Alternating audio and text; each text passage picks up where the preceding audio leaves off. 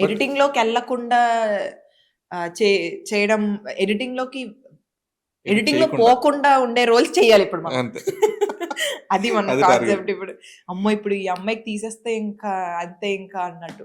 Okay. నేనేదో గయ్యాళి దానిలాగా పడిపోతానని కాదు. ఈ అమ్మాయి ఉండాలి. ఈ సీన్ ఉండాలి ఖచ్చితంగా. ఈ సీన్ లేకపోతే వేస్ట్ ఈ సీన్ అని. అలా ఉండాలి అనేసి. ఓకే.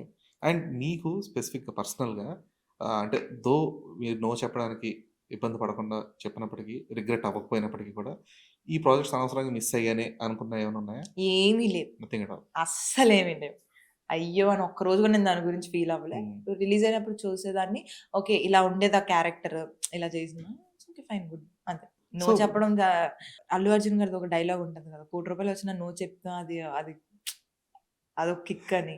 అలా నేను ఆ సినిమాలు చూసినా మా ఫ్రెండ్స్‌కి చెప్పేదాన్ని. దీనికి నేను నో చెప్పాను అని. అందులో నాకు మజా వచ్చేది. హే! ఏంటి నువ్వు నో చెప్పావా? అలా. ఓకే. నాకేం రిగ్రెట్స్ లేవు. నేను నో చెప్పిన హ్మ్. దానికి ఏమి లేవు. అయ్యో! రిగ్రెట్ చేయొద్దు. అని గాదు.